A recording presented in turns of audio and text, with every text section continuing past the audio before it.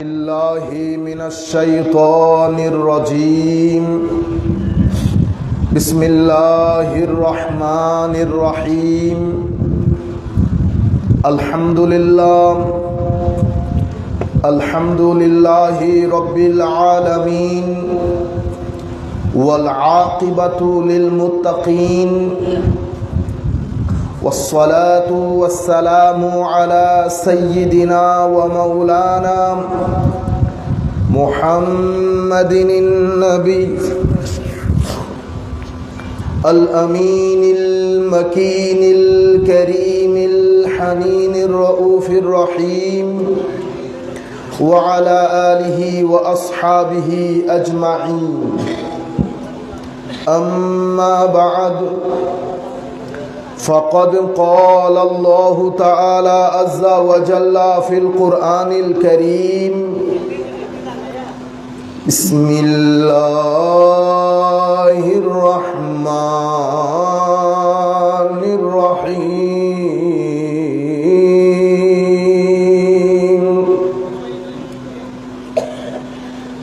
إن الله وملائكته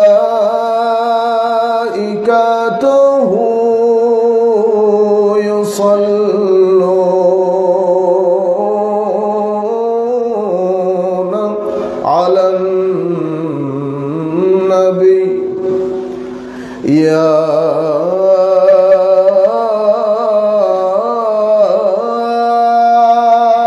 أيها الذين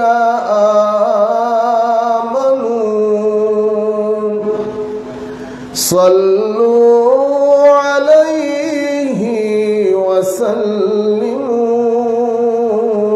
تسليما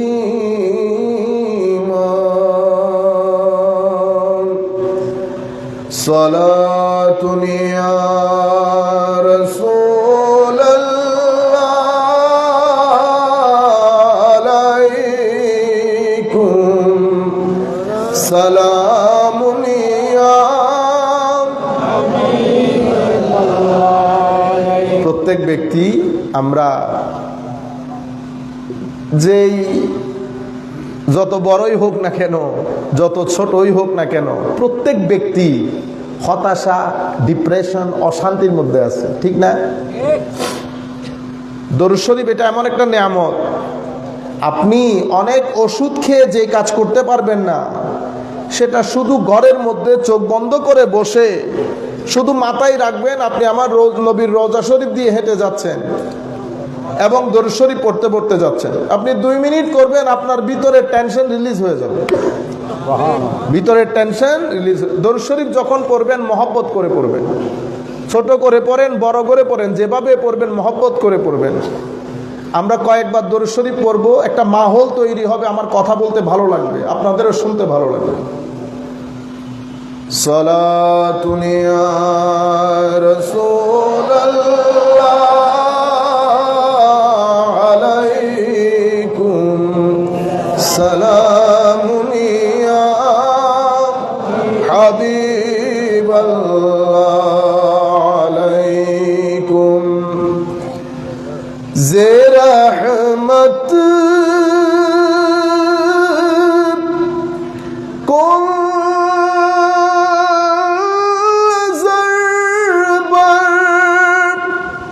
हाले ज़ारम या रसूल अल्लाह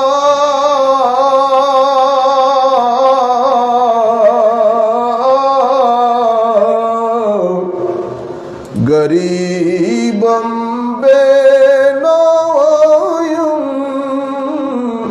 खाके सारम या रसूल अल्लाह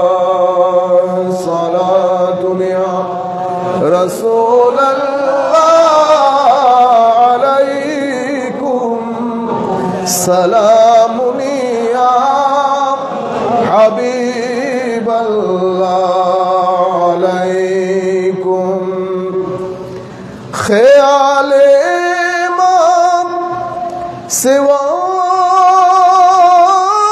दिल से मिठा दो या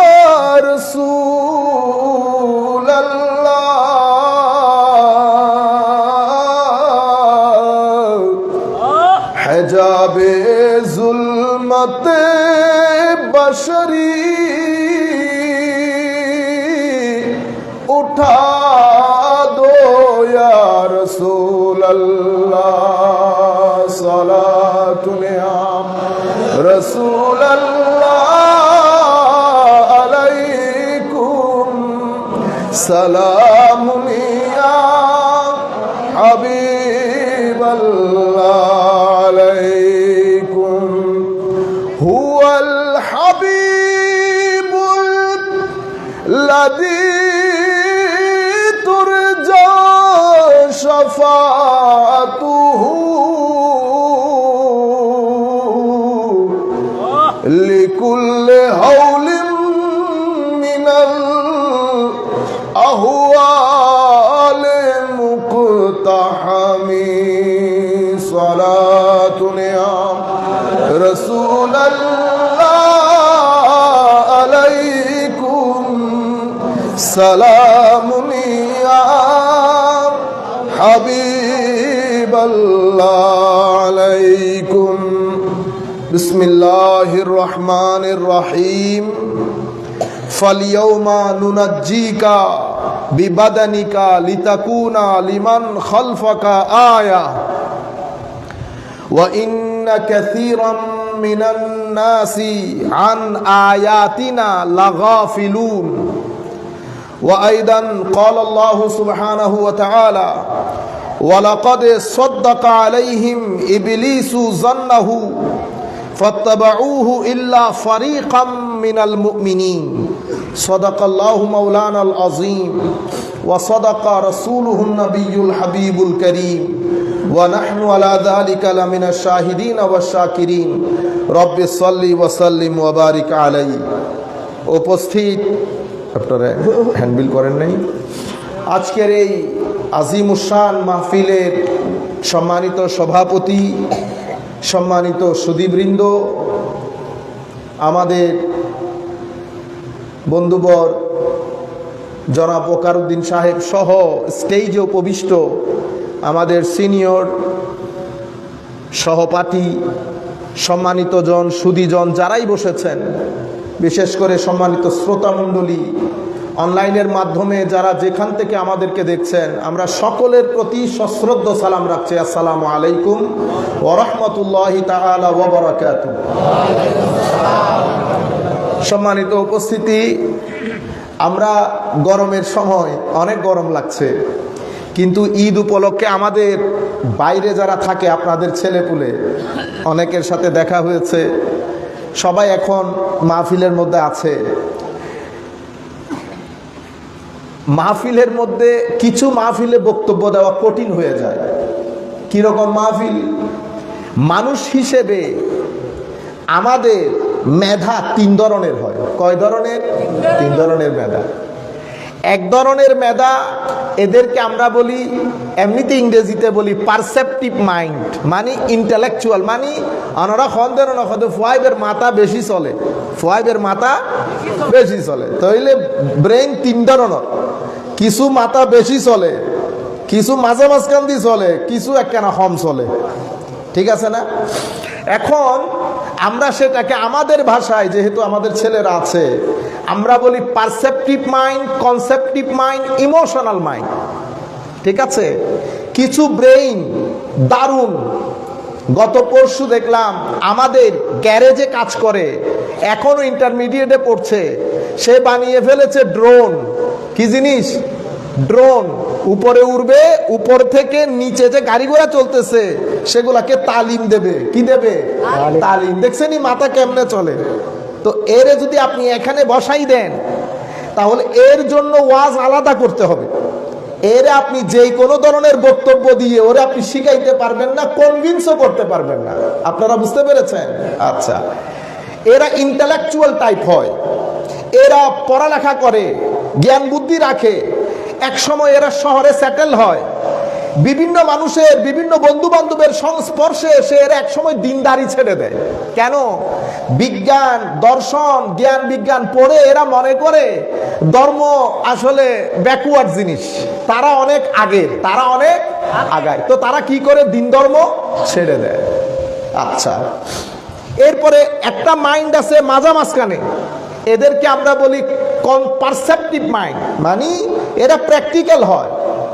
এরা আপনি এক জায়গায় মা বাপে কি হয় হতে আর ফুয়াইবে জিরেন নাই দি এই আইয়ে এই যা, এই আইয়ে এই যা, আর কিছু একখান গৈটন দিলে এক জায়গার নতি হয়ে যাবে, ঠিক না?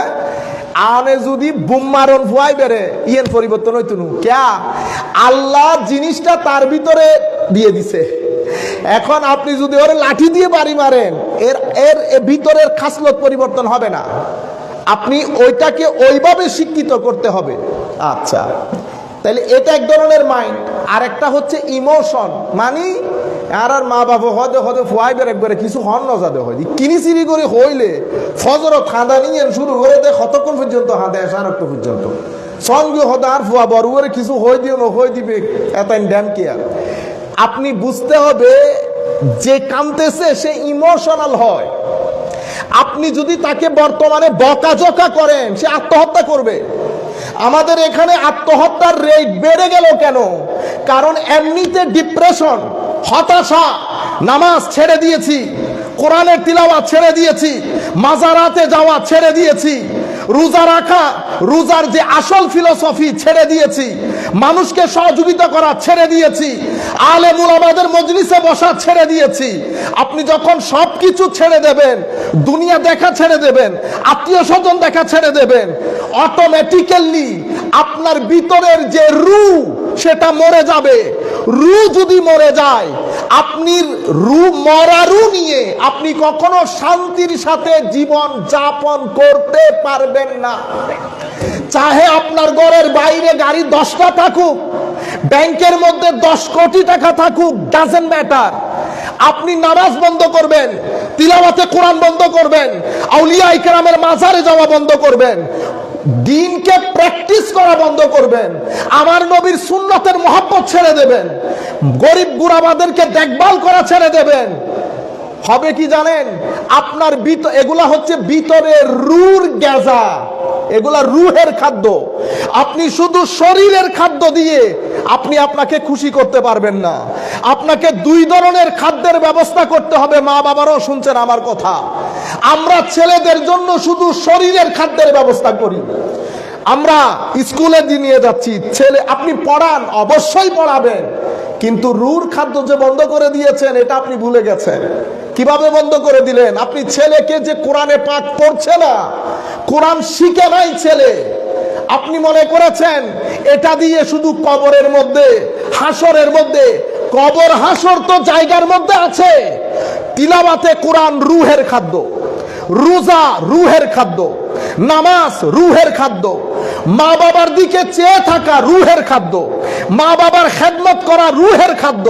যেই ব্যক্তি এগুলা করবে, মার বাবার সাথে বিয়াদবি করবে, তার রুহ 50% দুর্বল হয়ে যাবে। কয় পার্সেন্ট? 50% দুর্বল হয়ে যাবে।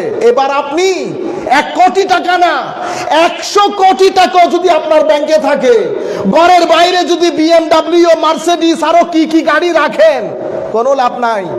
আপনার সমাজ থেকে আপনি ডিভোর্স কমাইতে পারবেন না, সমাজ থেকে আপনি আত্মহত্যা কমাইতে পারবেন না, সমাজ থেকে আপনি হতাশা নিরাশা কমাইতে পারবেন না। আমাদের ছেলেগুলো আস্তে আস্তে অটিস্টিক হয়ে যাবে, অটিজম আমাদের ছেলেদেরকে পেয়ে বসবে। আমাদের বাংলাদেশের লোক, আমরা জানতাম অটিজম কি জিনিস, জানতাম, কিন্তু আপনারা আল্লাহ পাকের মেহেরবানি গ্রামে গঞ্জে এখনো পর্যন্ত এত দুরবস্থার সৃষ্টি হয় নাই। যারা বেশি স্মার্টনেস দেখাতে গিয়ে আমার নবীর দ্বীনকে বৃদ্ধাঙ্গুলি প্রদর্শন করেছে, প্রত্যেক ব্যক্তি সমস্যার মধ্যে আছে, প্রত্যেক ব্যক্তি সমস্যার মধ্যে আছে। আপনারা কিছুক্ষণ আগে আসার সময় আমাদের এক ছেলে বলছে, মেসেজ দিয়েছে যে হুজুর কোনো কিছুই হইতে পারে না, আপনারা বলেন এটা কোরআন শরীফে আছে। তো আপনারা আগে কোথায় থাকেন? আপনারা এই যে আপনি ছেলেকে ইউনিভার্সিটিতে পাঠাইছেন, বুঝতে পেরেছেন, ছেলে ব্রেন চলতেছে, প্রশ্ন কিভাবে করছে দেখছেন। এখন ছেলে যখন আপনার সাথে গ্রামে আসে, ছেলে তো আপনার সাথে মসজিদেও যাচ্ছে, আপনি মনে করতেছেন ছেলে ঠিক আছে, ছেলে ঠিক নাই, ভিতর থেকে তার ঈমানের মাটি কমজোর হয়ে গেছে। ম্যাক্সিমাম ছেলে আস্তে আস্তে দিনদারি ছেড়ে দেয়, সে মসজিদে যখন যায়, মসজিদের খিতাব, নামাজ, কোনো কিছু তাকে ভিতর থেকে টানে না। সে যাওয়ার জন্য যায়, সে ঈদে যাওয়ার জন্য যায়, সে গিয়ে সেখানে মোবাইল ব্যবহার করে। আপনারা বুঝতে পেরেছেন? আমি সেই জন্য আপনাদেরকে বলতে চাচ্ছি, এটা আমাদের সমস্যা। এটা তো একটা সমস্যা আপনাদেরকে বলছি। এরপরে আমরা প্রত্যেকেই নিজেকে নিজে দেখি, আমি কতটুকুন আল্লাহর বান্দা হতে পেরেছি। আমি তার আগে আপনাদেরকে আল্লাহর এক বান্দার কথা শোনাবো। সেই কথাটা আমি বলতে গেলেও আমার অপরাধ লাগে, আমার মনে হয় বেটা তোর মতো পাপি তাপি কমবাখত তুই কেমনে বেটা এত বড় মাপের কথা বলস, ঠিক না? কিন্তু আমি আপনাদেরকে বলি, আপনাদের কাছে জিনিসটা হাস্যকর মনে হইতে পারে। সম্পর্ক যখন তৈরি হয় মাওলার সাথে, বান্দা কোন দরজায় পৌঁছে, কানেকশন কি রকম হয় দেখেন। হযরত হারেস আল মুহাসিবি রাদিয়াল্লাহু তাআলা আনহু শেষ বয়সে কখনো হেলান দিয়ে বসতেন না। কখনো আমরা ক্রস লেকে বসি না, আরা হইদি সেফটা ভারী বসে বলে হই দিন, ক্রস লেগ দিয়ে কখনো বসতো না, নামাজের মতো করে বসতেন। তো ছাত্ররা বলতেছেন, হুজুর বয়স হয়ে গেছে, একটু হেলান দিয়ে টেক লাগিয়ে বসলে কি হয়? কি জবাব দিয়েছে জানেন? বেটা আমি একজনের গোলাম, আমি একজনের গোলাম। গোলাম কেমনে মালিকের সামনে ত্যাগ দিয়ে বসে? গোলাম কেমনে মালিকের সামনে ত্যাগ দিয়ে বসে? এই ধরনের দুনিয়া ছিল, এটা একটা দুনিয়া ছিল। হযরতে বাইজিদ বিস্তামি রাদিয়াল্লাহু তাআলা আনহু, আমি আল্লাহকে স্বপ্ন দেখেছি। আল্লাহকে স্বপ্ন দেখা মানি একদম আল্লাহকে দেখেছে সেরকম না। স্বপ্নের মধ্যে আমরা অনেক কিছু দেখি না, কিন্তু বাস্তবে তো দেখি না। স্বপ্নের মধ্যে মনে হয় এটা অমুক, কিন্তু আমি দেখছি না। আল্লাহ আমাকে বলছেন, বাইজিদ কিছু একটা চাও আমার কাছে। আমরা হলে কত কিছু করতাম, এদের আদব দেখেন। আল্লাহ আপনার কাছে আমি সেটা চাই, আমি যেন আপনি ছাড়া আর কাউকে না চাই। ইন্নী উরিদ আল্লাহ উরিদ ইল্লা মা তুরিদ, ইন্নী উরিদু আল্লাহ উরিদু ইল্লা মা তুরিদু। মাওলা আমি যেন আপনি বাদে আর কাউকে না চাই। এটা একটা দুনিয়া ছিল। এগুলা কেন ছিল? কারণ আমি শুধু রোজা থেকে, যেহেতু রোজা মাত্র গেছে, ওখান থেকে একটা উদাহরণ টেনে বললে আপনারা বুঝতে পারবেন। মাহে রমাদান, মাহে রমজানের মধ্যে তিনটা জিনিস হয়। একটাকে আমরা বলবো এমসাক, কি বলবো? এমসাক। আরেকটাকে বলবো এনফাক, আরেকটাকে বলবো রপ্ত। রপ্ত মানি কানেকশন, এনফাক মানি খরচ করা, আপনার কাছে যা কিছু আছে তা শেয়ার করা। এমসাক মানি আপনি নিজেকে কিছু জিনিস থেকে বিরত রাখা। তাইলে তিনটা জিনিস হয়ে গেল না? এমসাক, এনফাক এবং রপ্ত। কানেকশন কখন হয়? যখন এমসাক এবং এনফাক এটা যখন ঠিক থাকবে, কানেকশন হয়ে যাবে। তো কানেকশন হলে কি রকম হয়? কানেকশন হলে আদব চলে আসে, হায়া চলে আসে। যেই ব্যক্তির সাথে মালিক ও মাওলার রপ্ত হয়েছে, আমার নবীর ইশক মোহাব্বত সত্যিকার অর্থে যে ব্যক্তির সিনার ভিতরে এসেছে, কিছু জিনিস দিয়ে আপনি বুঝতে পারবেন। প্রথম যেই ঘটনা ঘটবে, তার জীবনের মধ্যে একটা রেভলিউশন তৈরি হবে। সেই রেভলিউশন তাকে ভদ্র, নম্র, সহনশীল ব্যক্তি হিসেবে পরিণত করবে। কাপড় চোপড় পরিবর্তন করা বড় সহজ, চরিত্রের পরিবর্তন ঘটানো বড় কঠিন। আমার নবীর ইশক, আমার নবীর সাথে কানেকশন এবং রপ্ত যখন হয়, রপ্ত হওয়ার আগে এক ধরনের, রপ্ত হওয়ার আগে এক ধরনের, রপ্ত হয়ে যাওয়ার পরে ফারুক আজম রাদিয়াল্লাহু তাআলা আনহু আমার নবীকে তলোয়ার নিয়ে আসে নাই আমার নবীর দরবারে। হ্যাঁ, কি কারণে? আমার নবীকে আহত করবে বা নিহত করবে। রপ্ত ছিল না বিদায়। কিন্তু যখন কানেকশন হয়ে গেছে, তখন কি বলে দেখেন, বি আবি আনতা ওয়া উম্মি ইয়া রাসূলুল্লাহ, হুজুর ফারুকের মা বাবা আপনার কদমে কুরবান। জবান দেখছেন? জবান পরিবর্তন হয়ে গেছে না?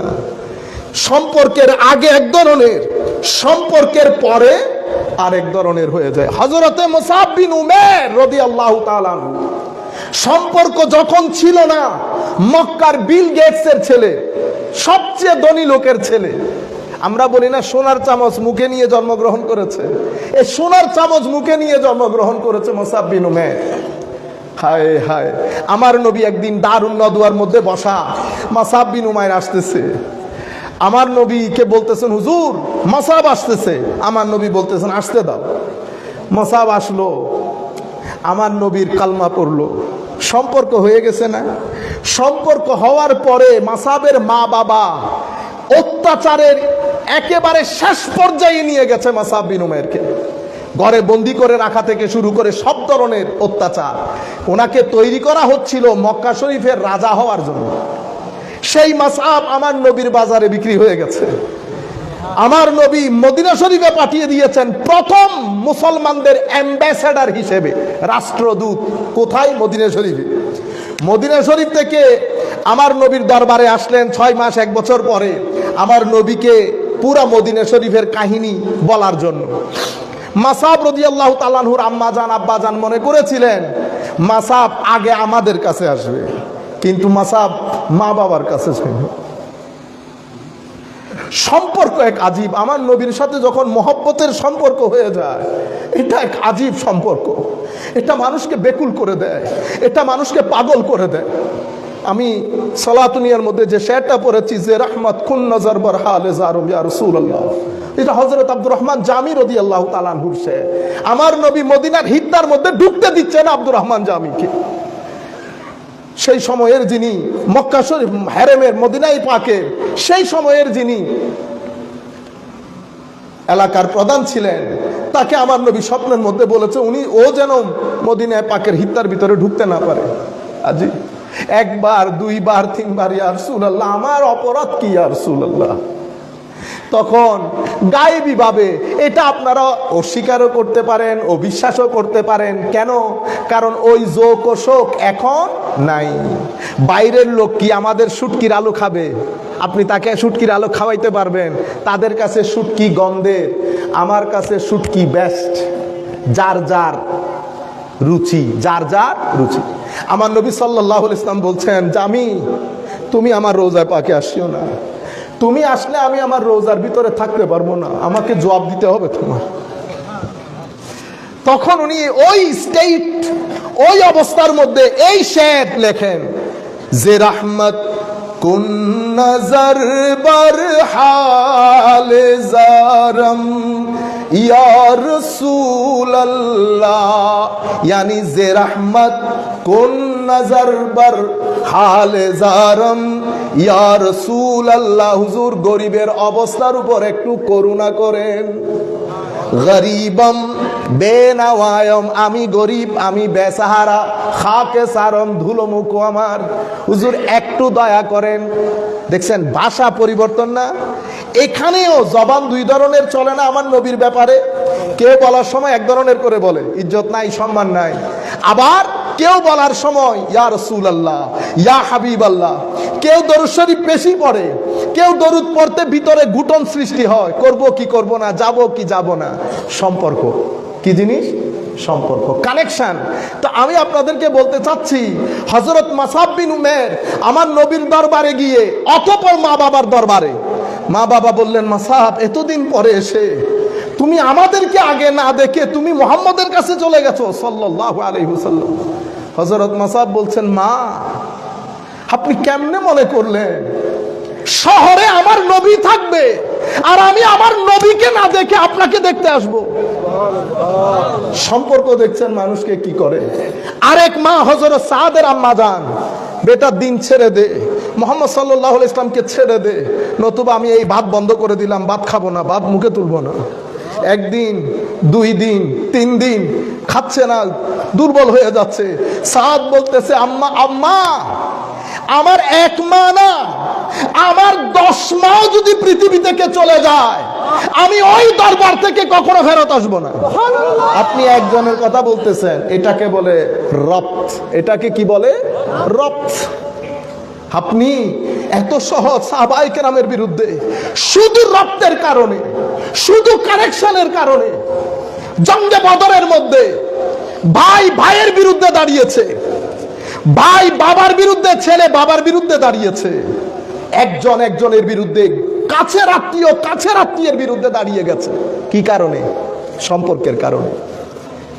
ছেলে বাপের বিরুদ্ধে যুদ্ধ করছে, বাবা নবীর পক্ষে, ছেলে কাফেরদের পক্ষে, ভাই নবীর পক্ষে, আরেক ভাই কাফেরের পক্ষে, সবাই যুদ্ধের মধ্যে বসা। ছেলে বাবাকে বলছে, বাবা বদরের যুদ্ধে আপনি 2-3 বার আমার তলোয়ারের সামনে চলে এসেছেন, আমি শুধু বাবা বলে ছেড়ে দিয়েছি। বাবা বলতেছে, বেটা খুব ভালো কাজ করেছিস, তবে তুই যদি একবার আমার তলোয়ারের সামনে আসতো আমি তোকে ছেড়ে দিতাম না।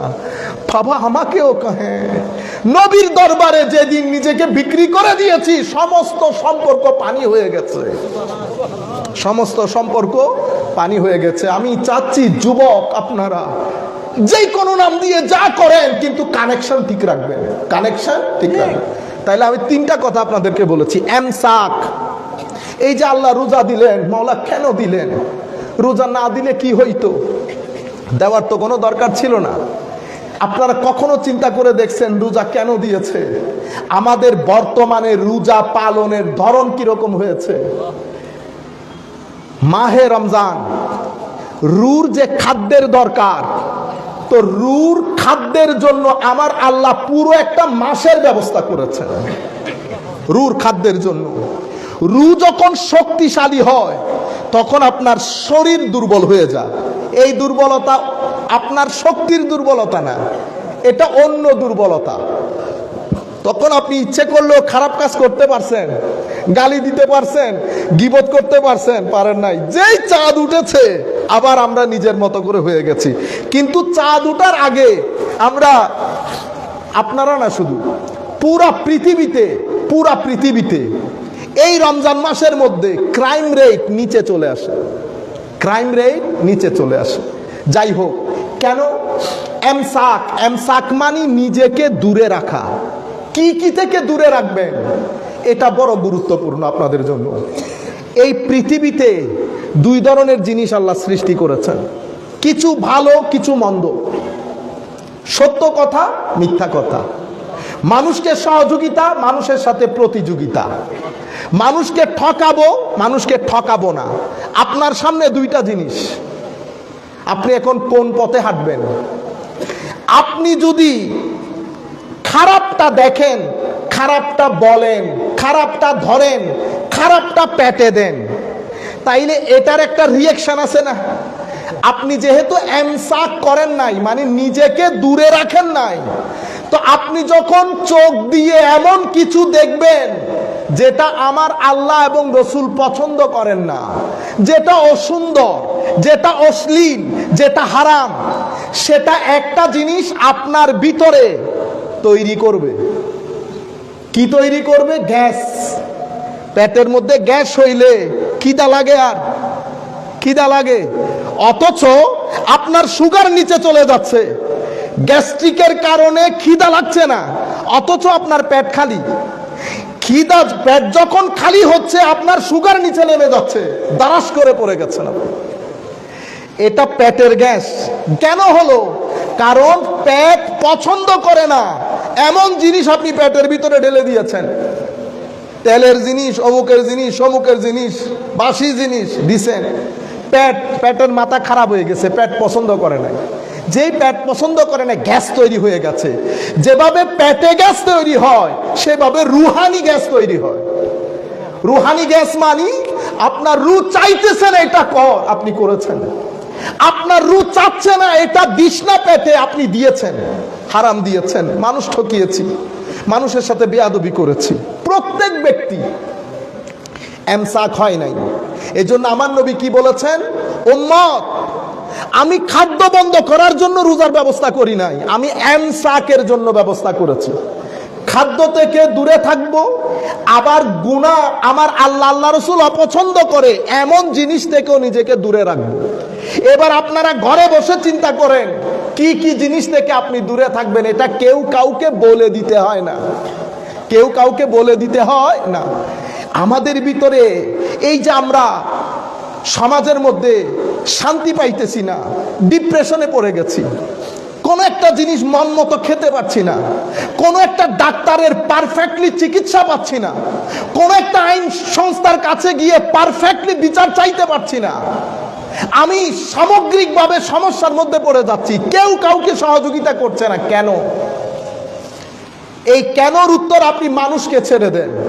আমি নিজেকে নিজে জিজ্ঞেস করি, আমি মানুষ হিসেবে ভালো কিনা, আমি মানুষ হিসেবে ভালো কিনা। আমার নবী যখন মদিনা শরীফের মধ্যে দ্বীনের দাওয়াত নিয়ে এসেছেন, আমার নবী কেমন উম্মত চেয়েছেন? আমাকে চেয়েছেন? আমি বলবো না, আমার নবী আমাকে চান নাই। আমার নবী উম্মতের মুখের জবান ঠিক করেছেন। আগে কি বলেছে জানেন? লা তাহাসাদু। আমার সাহাবায়ে কেরাম, একজনের সাথে একজনের হিংসা হবে না।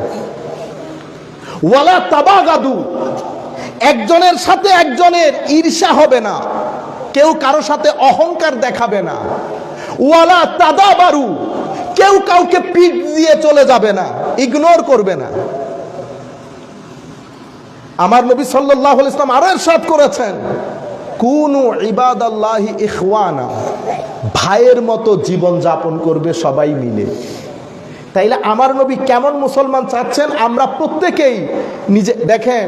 আমি আরেকটা কথা আপনাদেরকে বলে দেই, আপনারা এমনিতে আমাদের এখানে যেই ধরনের ওয়াজ চলে, আমি ইচ্ছে করলে সেটা করতে পারি, কিন্তু লাভ নাই তো।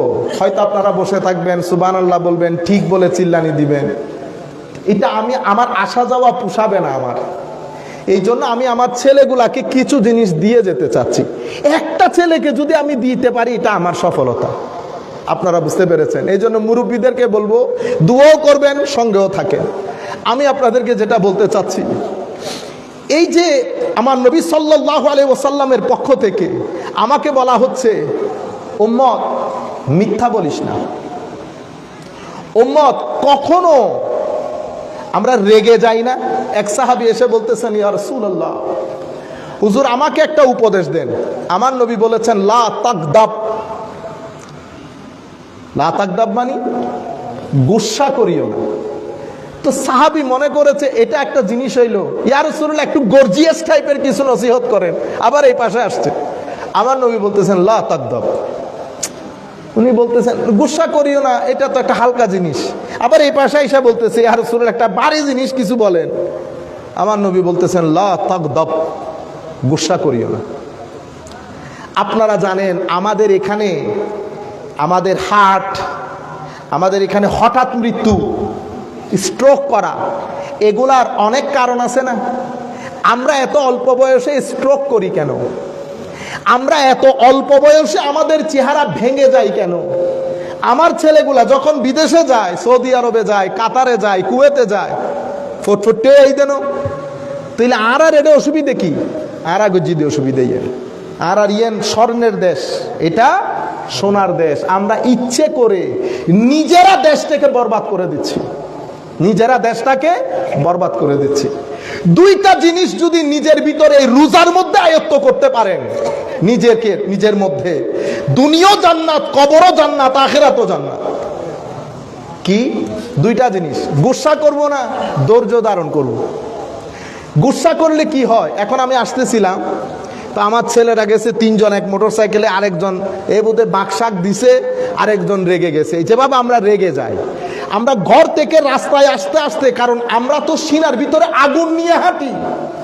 মাহে রমজান চলে গেছে, আমরা উমরা করে আসি, উমরা করে জেদ্দা এয়ারপোর্টে আসার পর আমাদের আসল সুরত প্রকাশ পায়, আসল সুরত প্রকাশ পায়।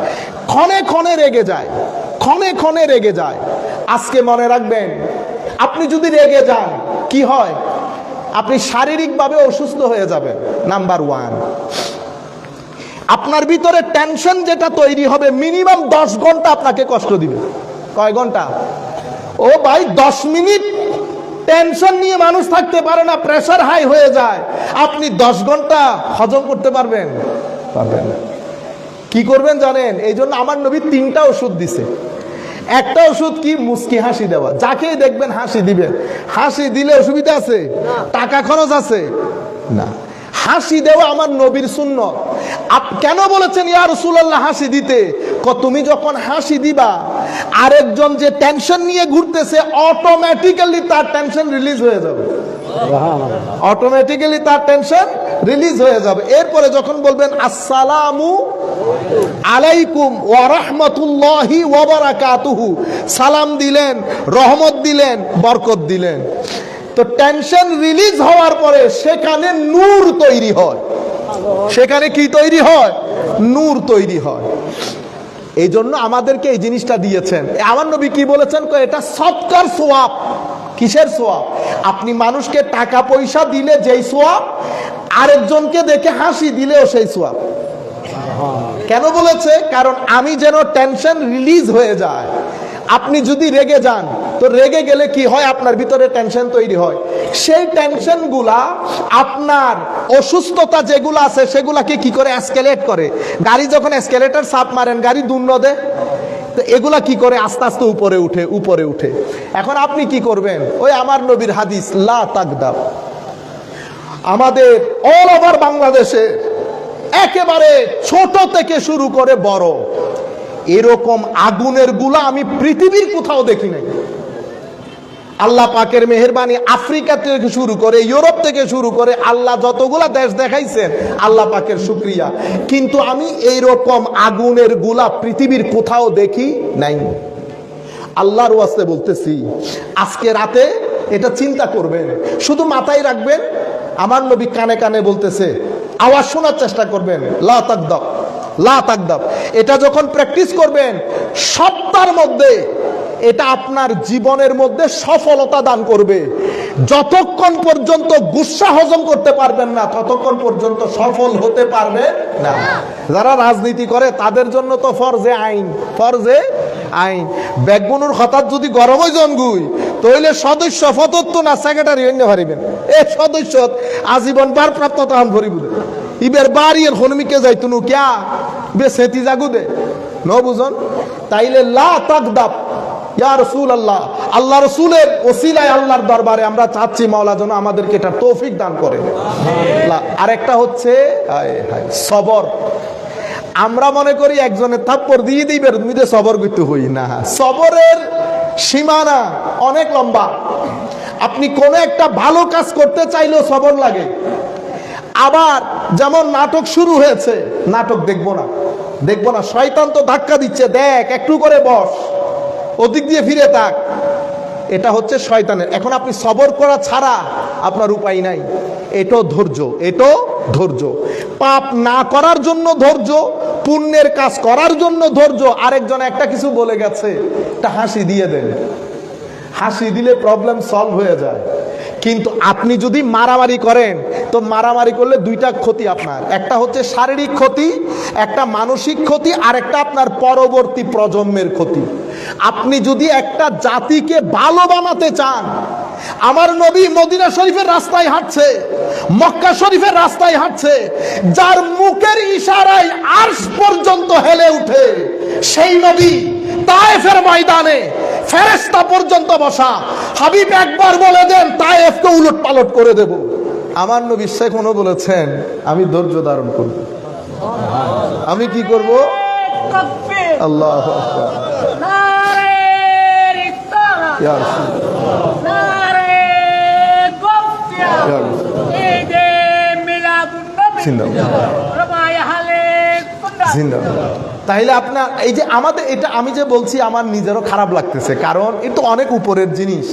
এটা নবী নবী হিসেবে আমাদেরকে শিক্ষা দিচ্ছেন। কেন? কারণ আপনি বড় জায়গা জিততে হলে ছোট জায়গা ছাড় দিতে হয়। আজকে তায়েফ কার হাতে? মুসলমানের হাতে না। তায়েফ মুসলমানের হাতে না। আমার নবী সাল্লাল্লাহু আলাইহি ওয়াসাল্লাম, ওই যে মহিলা, বৃদ্ধ মহিলা, হ্যাঁ, আমার নবী সাহায্য করেছেন, জিজ্ঞেস করেছেন, অথচ ওই মহিলার ভিতরে আমার নবীর ব্যাপার, আমার নবীকে অপছন্দ করতেন। মনে রাখবেন, সবাই আপনাকে পছন্দ করবে এমন কোনো কথা নাই, সবাই আপনাকে অপছন্দ করবে এমনও কোনো কথা নাই। আপনি মানুষের পছন্দ অপছন্দ এক জায়গায় রাখবেন, এক জায়গায় পরিষ্কার থাকতে চাইবেন, আল্লাহ এবং রসুলের দরবারে। বাকি মানুষ। আর আমি আমাদের ইউথদেরকে বলবো, ফেসবুক ব্যবহার করার সময় বেটা আপনারা যখন কমেন্ট করেন, মনে রাখবেন, আপনার কমেন্টের সাথে আপনার ব্যক্তিত্ব, আপনার পরিবার দুইটা জড়িত। সুতরাং কমেন্ট দেওয়ার সময় আমি আজকেও দুইজনকে বের করেছি ফেসবুক থেকে। কেন? তাদের পোস্ট দেখে। আপনি গড়ে যেগুলো বন্ধু বান্ধবের সাথে আলাপ করবেন, সেটা কেমনে আপনি ফেসবুকের মধ্যে ওই গালাগালি লিখেন? এটা আমাদের আখলাক হইতে পারে না। তাহলে এই টোটাল বিষয়গুলো এমসাকের মধ্যে আসে। অহংকার থেকে বিরত থাকা, হিংসা থেকে বিরত থাকা, লোক ঠকানি থেকে বিরত থাকা, মানুষের সাথে প্রতারণা করা থেকে বিরত থাকা। পারতপক্ষে জিন্দেগির মধ্যে কোনো মানুষের গায়ে হাত তুলবেন না। মানুষের গায়ে হাত তুলবেন, আমার নবী বলেছেন আজ-জুলুমু জুলুমাত।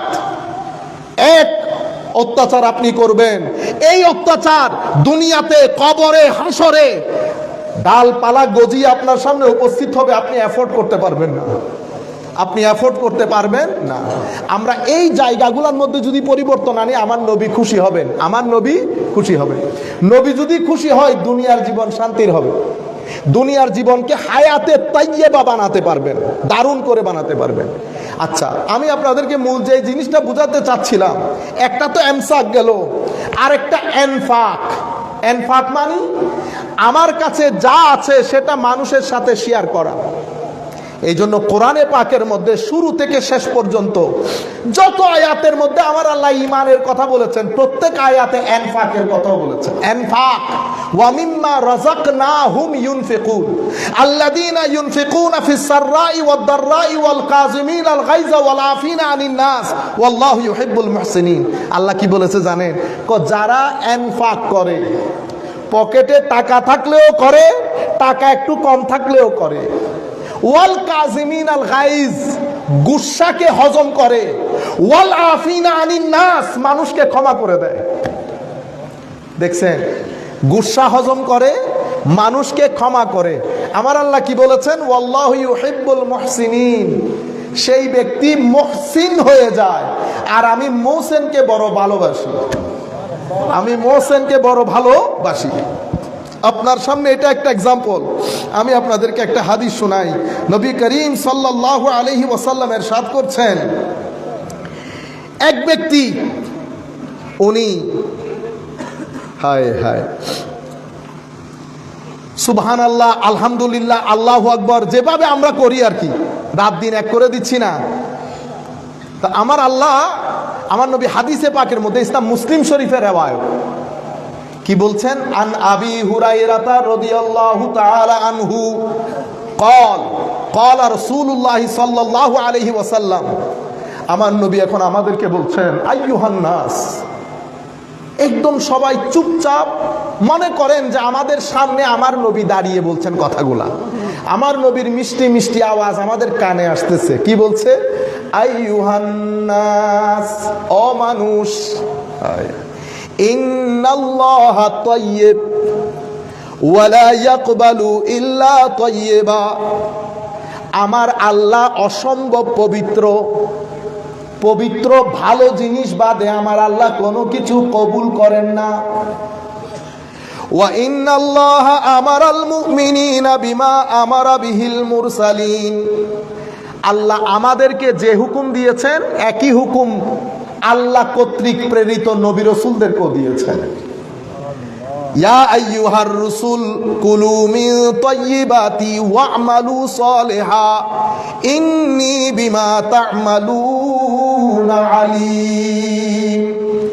আমার আল্লাহ বলছেন, হে রাসূল, কুলু মিনাত তাইয়্যিবাত, সব কিছুতে আমরা মুখ দিতে পারবো না, ভালো ভালো জিনিসগুলা, পবিত্র জিনিসগুলা খাও। ওয়া'মালু সালিহান, এবং নেক কাজ, ভালো কাজ, পুণ্যের কাজ করবা। এটা আম্বিয়া ইকরামকে আল্লাহ হুকুম দিচ্ছেন। এরপরে বলছেন, কুলু মিনাত তাইয়্যিবাতি মা রাযাকনাকুম, যা আমি রিজিক দিয়েছি তার ভালোগুলা খাবা। এরপরে এক ব্যক্তির কথা বলছে আমার নবী, হায় হায়, সফরের মধ্যে ধুলোমুখো, এখানে ময়লা লাগানো, এখানে ধুলো লাগানো। সেই ব্যক্তি কি করে? আশআসা আকবারা ইয়ামুদ্দু ইয়াদাইহি ইলাস সামা, এভাবে হাত তুলে আল্লাহর দরবারে দোয়া করছে। কি বলছে? ইয়া রব, ইয়া রব। আমরা ডাকি না? অথচ আমার আল্লাহ, আপনি একবার ইয়া রব বললে আমার আল্লাহ ফেরেশতাদেরকে নিয়ে আপনার ডাকে সাড়া দেয়। কিন্তু আমার নবী বলছেন আশআস আকবার, একেবারে দুলো মুখো হাত তুলে আল্লাহর দরবারে বলছে ইয়া রব ইয়া রব, কিন্তু আমার আল্লাহর কোনো সাড়া নাই। কেন? আমার নবী বলছেন ওয়া মাতআমুহু হারাম ওয়া মাশরাবুহু হারাম ওয়া মালবাসুহু হারাম ওয়া গুযিয়া বিল হারাম ফাআন্না ইউস্তাজাবু লিযালিক। আমার নবী ইরশাদ করছেন তোমার কাপড় হারামের, তোমার খাওয়া দাওয়া হারামের, তোমার পোশাক হারামের, পানি পান করেছো সেটাও হারামের। এত হারাম নিয়ে যখন তুমি আল্লাহ আল্লাহ করবে, আল্লাহ তোমার ডাকে সাড়া দেবে না। এখন বুঝতে পেরেছেন কেন? আমার ভাইরা, আমরা মনে করি এতগুলা মানুষের মধ্যে আমার আল্লাহর কি খবর আছে, আমি কোথায় থাকি। মনে রাখবে, আপনি আমাকে সাদা পোশাকে যেভাবে দেখছেন কোনো সন্দেহ ছাড়া, ঠিক সেভাবে আল্লাহ, আল্লাহর সৃষ্টির অণু পরমাণু, একেবারে ক্ষুদ্রাতি ক্ষুদ্র জিনিস আমার আল্লাহর চোখে চোখে। আমার আল্লাহ, ও ভাই, কোথায় পাহাড়ের পাদদেশে এক ব্যক্তি বসা, তাকে বেঁধে রেখেছে কিছু মানুষ, জোয়ান ছেলে, তার খিদা লেগেছে।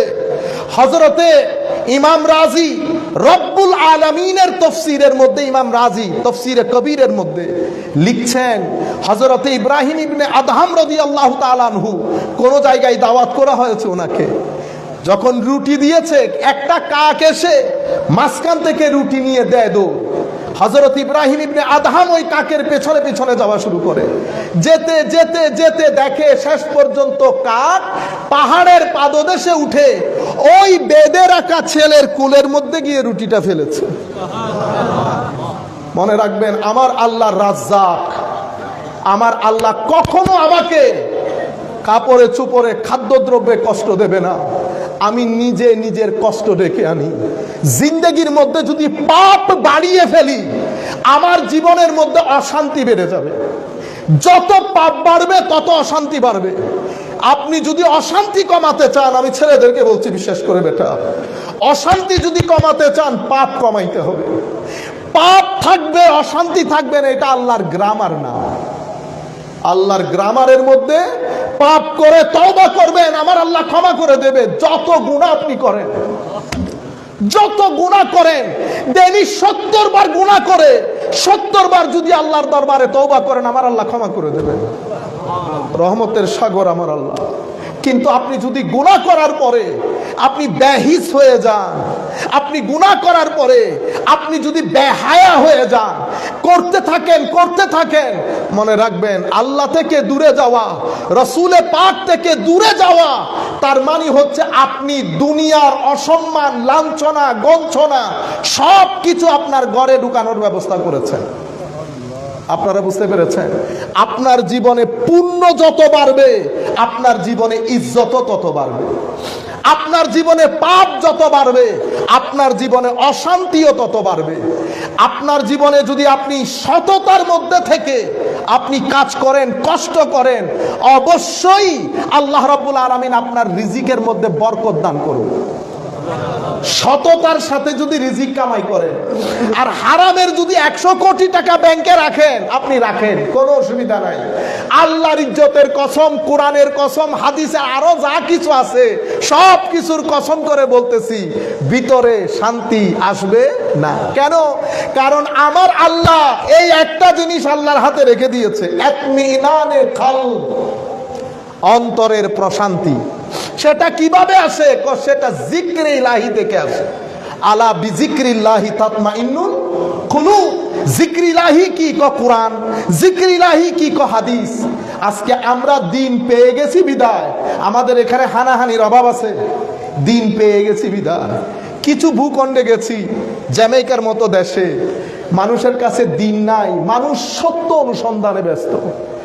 মানুষ কি পাগলের মতো করে, আপনি জানেন, একটা মসজিদ আমি চিনি, এই মসজিদ স্বামী স্ত্রী ইসলাম কবুল করে এই মসজিদটাকে টিকিয়ে রেখেছে। সেই সকাল 3টার সময় উঠে মসজিদ খোলা, মুসল্লি নাই, ফুসল্লি নাই, তারা নিজেরা মসজিদ পরিষ্কার করে, নামাজ পড়ে, 10-12 জন নিয়ে জুমা জামাত করে।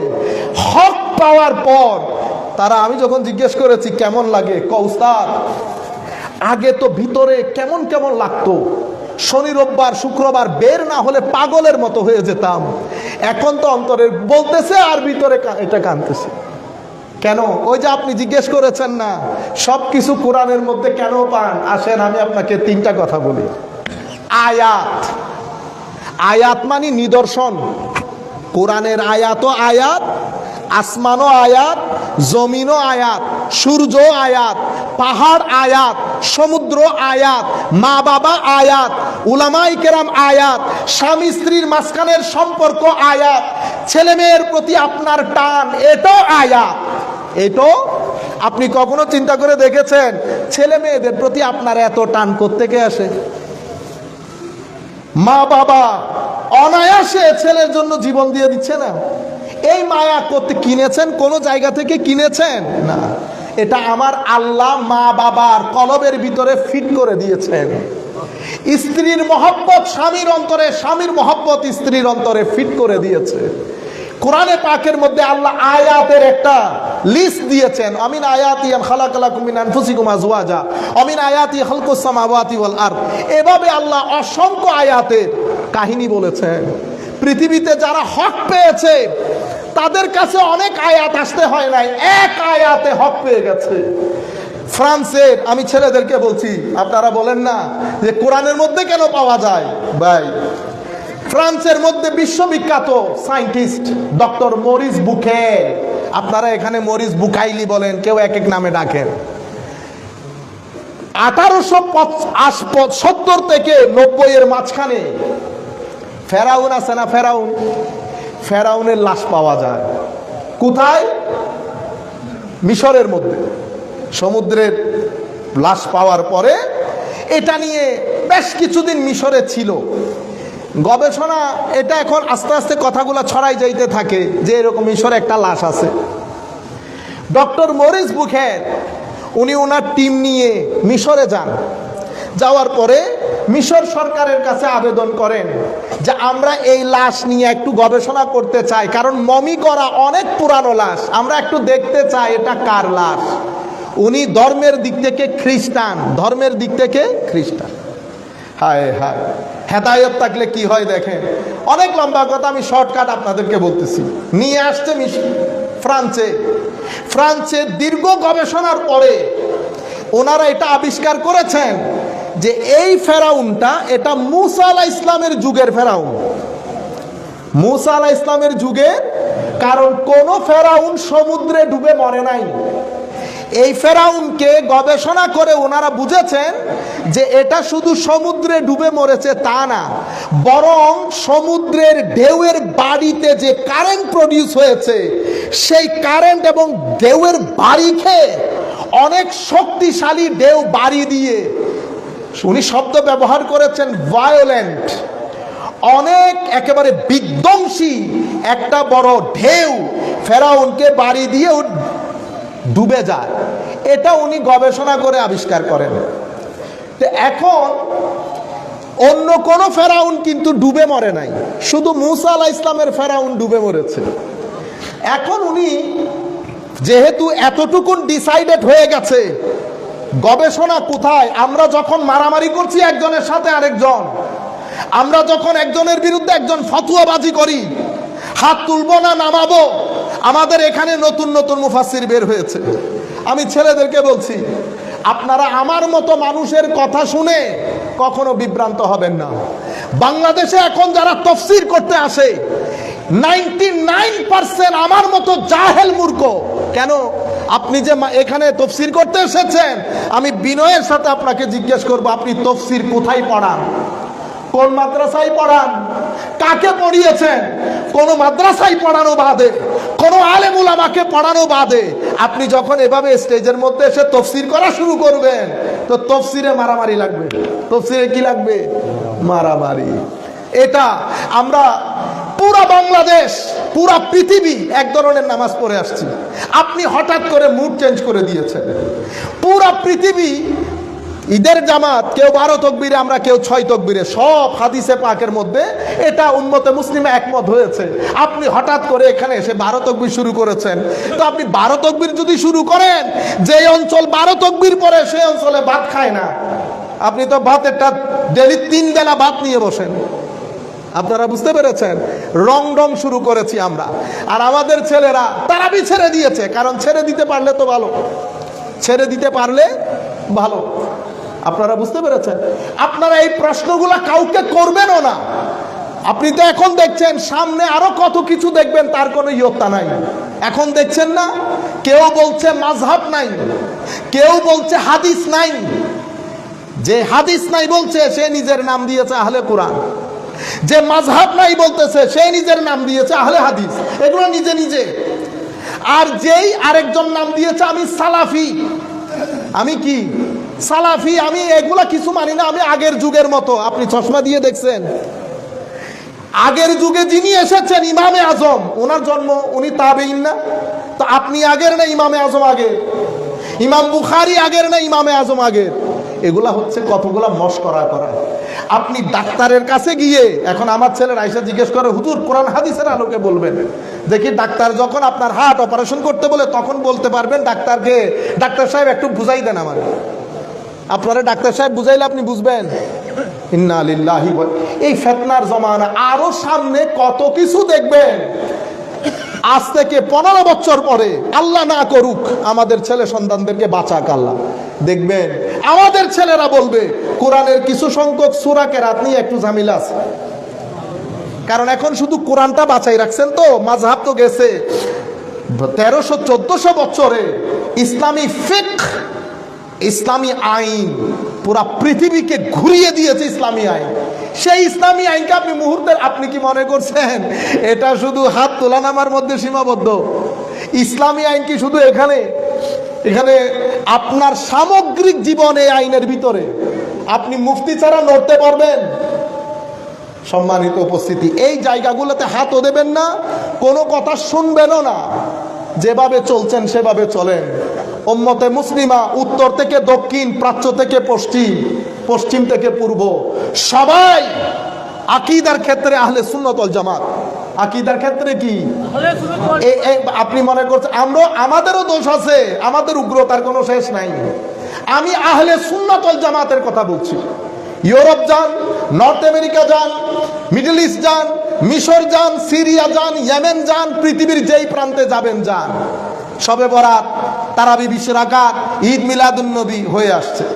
আমি আপনাদেরকে বিনয়ের সাথে অনুরোধ করব, আপনারা সমাজের মধ্যে ফিতনা করবেন না। করতে ইচ্ছা না করলে আপনি না করেন, আপনি আপনার খোদাকে জবাব দিয়েন।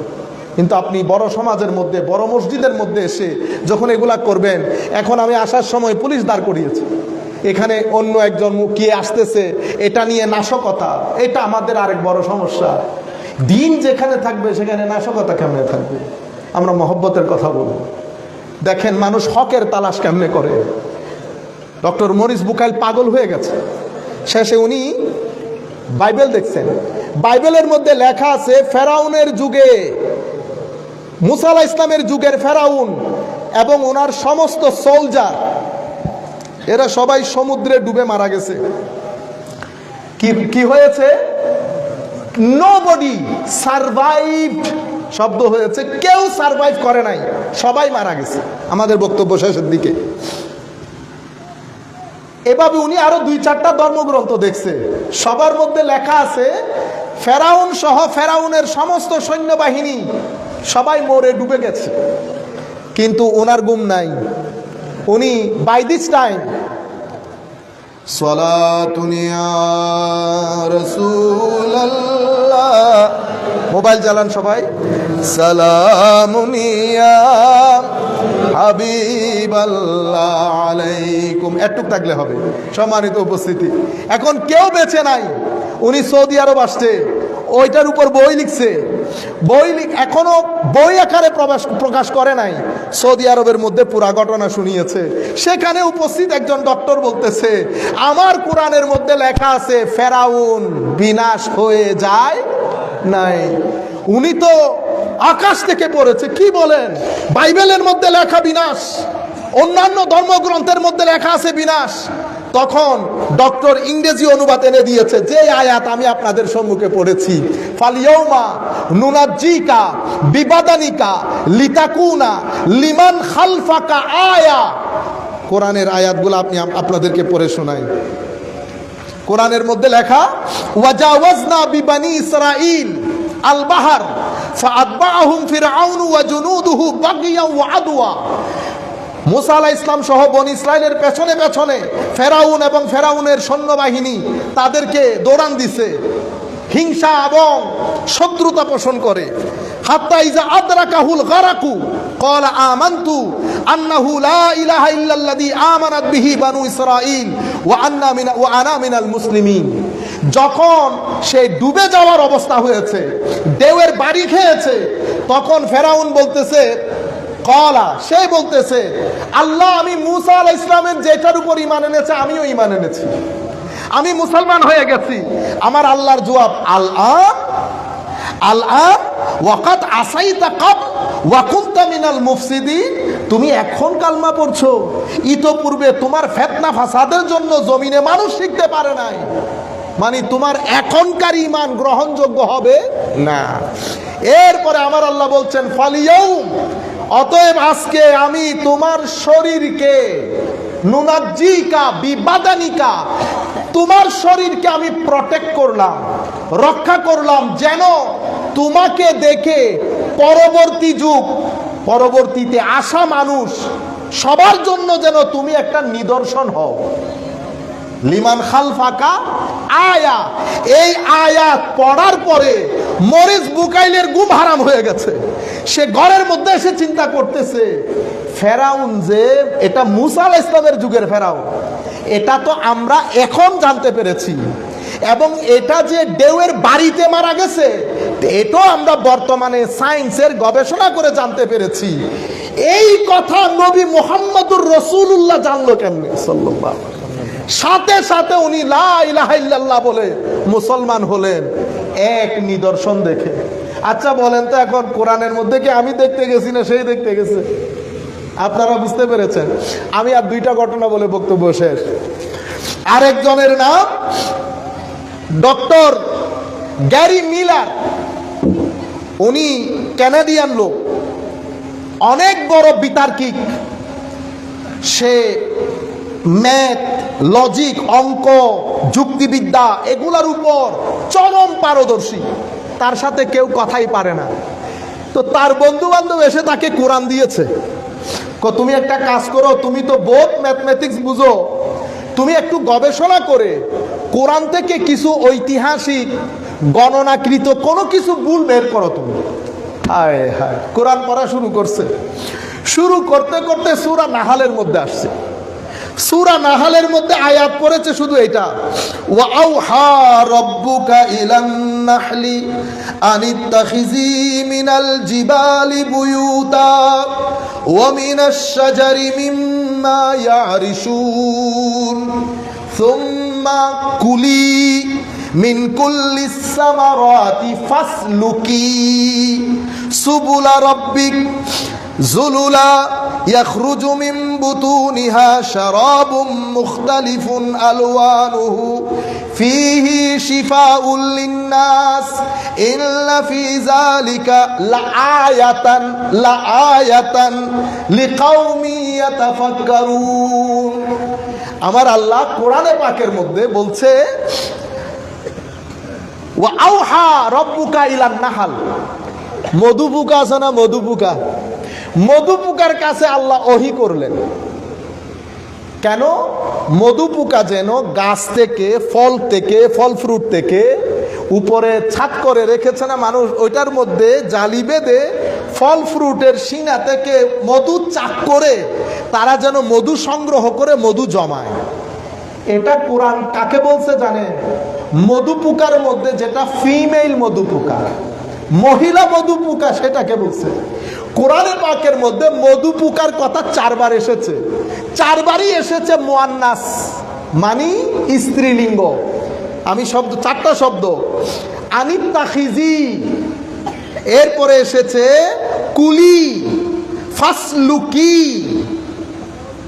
এই শব্দগুলা দিয়ে আল্লাহ মহিলা মধু পোকাকে বলতেছে।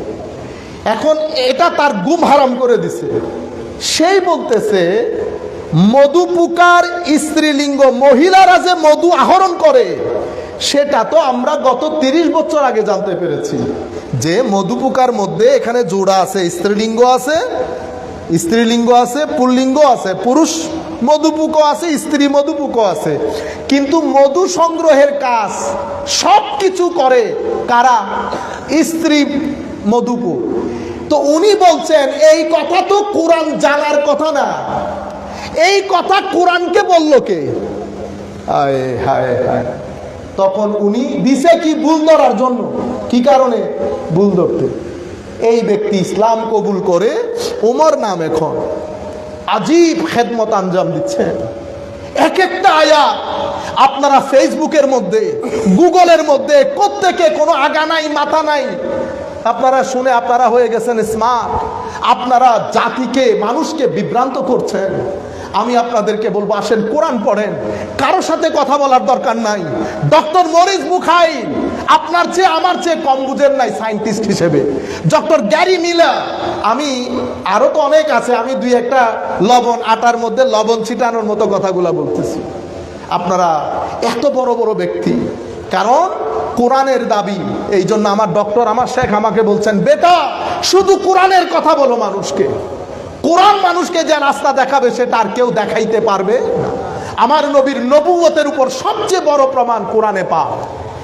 এক কোরআনের এক আয়াত ডক্টর গ্যারি মিলারের মতো মানুষের ঘুম হারাম করে দিয়েছে।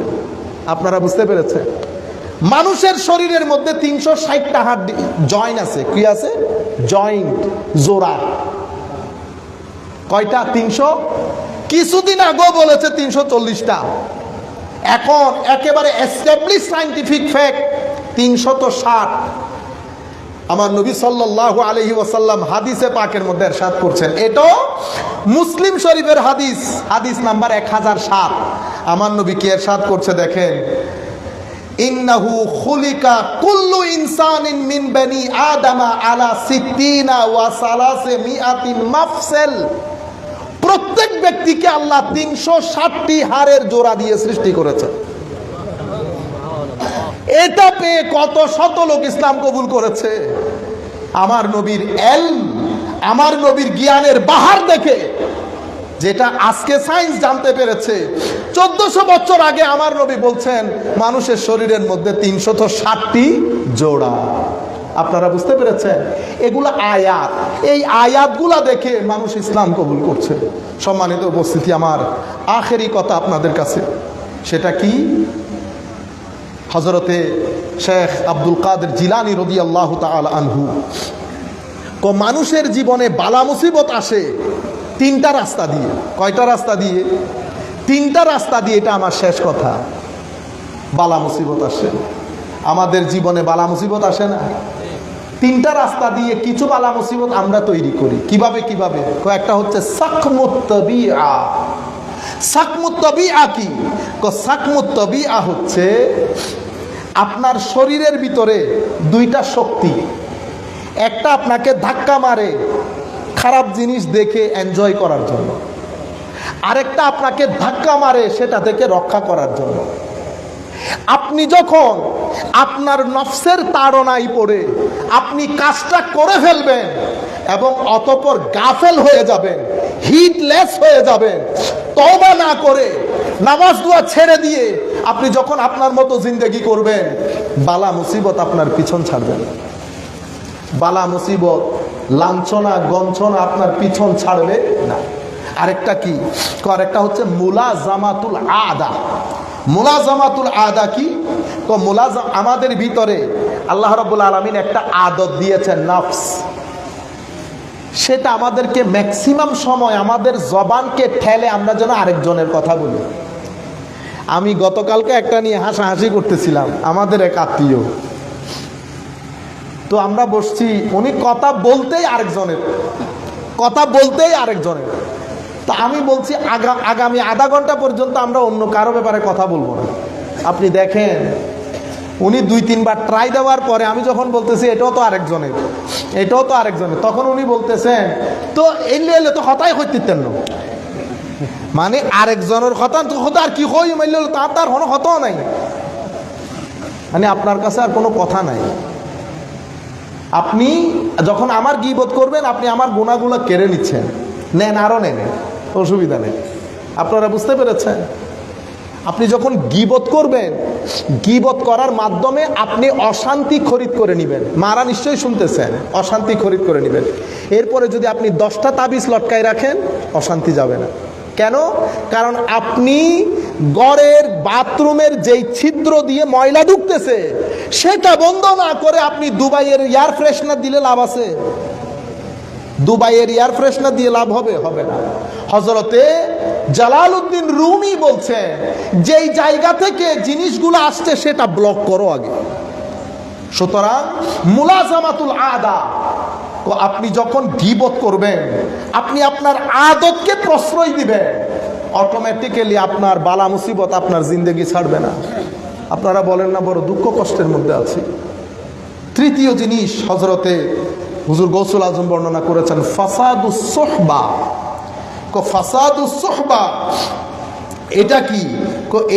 এটা যখন হুজুরকে জিজ্ঞেস করা হয়েছে, হায় হায়, আমরা বলি না সৎসঙ্গে স্বর্গবাস, অসৎসঙ্গে স্বর্গবাস। সঙ্গ দুই প্রকার, একটা নিজের সাথে নিজের সঙ্গ, আর একটা আমার সাথে মানুষের সঙ্গ। একটা তো আমি যার সাথে চলতেছি সেই ব্যক্তি, আর একটা কিন্তু আমার ভিতরে আছে, সেটা কে? নফস। আমার নফস যদি খারাপ জিনিস হয় তাহলে তো আমি খারাপের সাথে আছি, আমার নফস যদি ভালো হয় তাহলে তো আমি ভালোর সাথে আছি। মা বাবা, আত্মীয় স্বজন আমার খারাপ বন্ধুটাকে দেখতেছেন, কিন্তু আমার ভিতরে, আমার নফসের ভিতরে অশ্লীল, হারামখোরি, প্রতারণা এগুলা কিন্তু দেখতেছে না। আমি এইটা নিয়ে চলি। সেই জন্য আমার আল্লাহ বলছেন, ইন্নাল্লাহা ইউহিব্বুত তাওয়াবিনা ওয়া ইউহিব্বুল মুতাতাহহিরিন। আখেরি কথা বলবো, আপনি পুরা পৃথিবীর সাথে আগে নিজেকে বুঝেন, আল্লাহর ওয়াস্তে বুঝেন। সময় কিন্তু খুব দ্রুত চলে যাচ্ছে। ঈদের নামাজে দেখেছেন কোনো মুরব্বী আছে? প্রত্যেক বাড়ি মুরব্বী আমাদের যারা পূর্ববর্তী ছিল, এই 10 বছরের মধ্যে সাফ হয়ে গেছে না? আগামী 10 বছরের মধ্যে এখানকার 50% লোক সাফ হয়ে যাবে। নিজেকে বুঝার চেষ্টা করেন। আমরা শুধু চাকরি বাকরি করে খেতে আসি না, কালকে একেবারে আইলের উপর বসে গভীর চিন্তা করবেন, আপনার একজন মালিক আছে। কবরস্থানে যাওয়ার সময় কবরকে দেখে দেখে যাবেন, আপনার জায়গা। আল্লাহর ওয়াস্তে আমার আল্লাহ বলছেন বারবার চিন্তা করার জন্য, বান্দা চিন্তা কর, বান্দা চিন্তা কর। চিন্তা করলে রাস্তা মিলবে। আমাদের জিন্দেগি, মানুষ সত্যের সন্ধানে পাগল হয়ে যাচ্ছে, কারণ তারা দিন পায় নাই, রসুল পায় নাই। আপনাকে আল্লাহ সবকিছু ঘরে এনে দিয়েছে, আমি হিটলেস হয়ে গেছি, আমি সবকিছু ভুলে গেছি। কিছু দুনিয়া, টাকা পয়সা, আত্মীয় স্বজন, বন্ধু বান্ধব পাগল করে দিয়েছে আমাদেরকে। আমরা সবাই আবার নিজেকে নিজে জানার চেষ্টা করি। আপনি কখনো এটা মনে করবেন না 60 বছরের জীবনে নামাজে আসার সুযোগ হয় নাই, আপনাকে আল্লাহ মাফ করে দিবে, আপনি এত ইজিলি মেনে নিয়েছেন।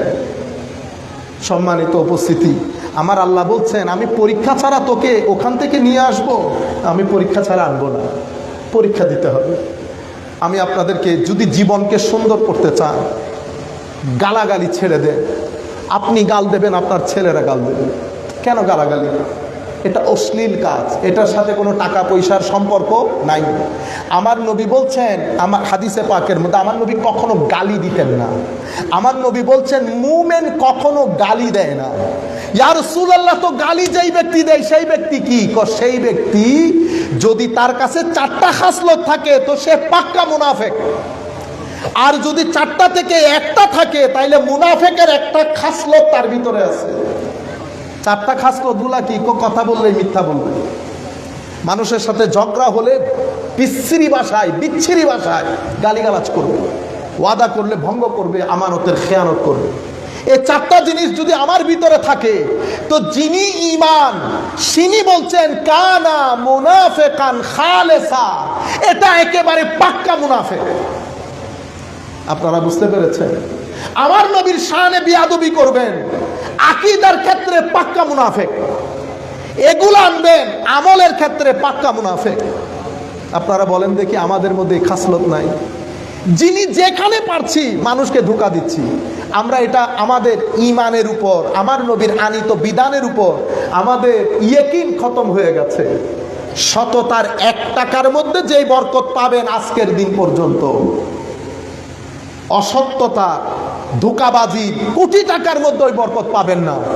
আপনারা মনে করেন কোটি টাকার সম্পদ বানিয়ে বড় আরামের মধ্যে আছে, শুধু গাড়ি দেখেন, গাড়ির ভিতরে দুর্গন্ধ হয়তো আপনাদের নাকে লাগে না, সব জায়গা দুর্গন্ধময়। আমার নবীর দ্বীনের বিধানের প্রতি বৃদ্ধাঙ্গুলি দেখিয়ে কোটি টাকা জমাই করে আপনি শান্তিতে থাকবেন, ই মহালাস, এটাও সম্ভব? সম্মানিত উপস্থিতি,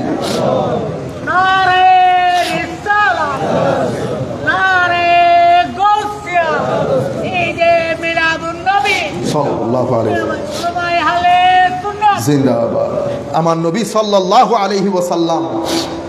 সেই কারণে তওবা, তহারাত এবং সৃষ্টির প্রতি মায়া, এই 3টা জিনিসের মাধ্যমে আমরা আল্লাহর সাথে যদি রবত কায়েম করি, এটা এক আজীব সম্পর্ক। 5 টাকা চাইলে 5 টাকা দিবে, 10 টাকা চাইলে 10 টাকা দিবে। একজন বলতেছে, হুজুর এই আমার রোজা যে কবুল হয়েছে এটা আমি কেমনে বুঝবো? ওমা, এটা কি বললেন? আপনি মনে করবেন আপনার রোজা আল্লাহ কবুল করছে। কেন? কারণ আমার নবী হাদিসে কুদসির মধ্যে বলেছেন, আনা ইনদা জান্নে আবদে বি, আমার বান্দা আমাকে যেভাবে রাখতে চায় আমি তার সাথে সেভাবে থাকি। আপনি বিছানার মধ্যে যখন মায়া মহব্বত করে আমার আল্লাহর নাম নেবেন, আমার আল্লাহ আপনার মায়া মহব্বতের নামে ডাকে সাড়া দিবে। যেভাবে আপনি আল্লাহকে রাখতে চাইবেন সেভাবে আল্লাহ আপনার সাথে থাকবে। এক ব্যক্তি আমাকে বলতেছেন, হুজুর এরকম এরকম অবস্থা, এরকম এরকম হয়ে গেছে, আল্লাহ অস্বস্তি লাগে নাই, ভয় লাগে নাই? হুজুর ভয় লাগে নাই, কারণ আমি 100% কনফার্ম ছিলাম যে সমুদ্রে পড়তে পড়তে পড়তে পড়তে আমি পড়বো না, আমার আল্লাহ আমাকে ফেলবেন না সমুদ্রে। পরে আমাকে যখন বিপদের কথা বলতেছে, একটার পর একটা বিপদ আসতেছে, আমি বলতেছি তুমি পর রব্বি ইন্নী মাগলুবুন ফান্তাসির, মাওলা বস আমি শেষ, তোমার দয়া চাই। পর আমি বললাম, তোমার নার্ভাস লাগে নাই? হুজুর লাগে নাই। কেন? হুজুর আমার বিশ্বাস ছিল আমার আল্লাহ, সমুদ্রে পড়ে যাবো অবস্থায় আমার আল্লাহ আমাকে ধরবেন।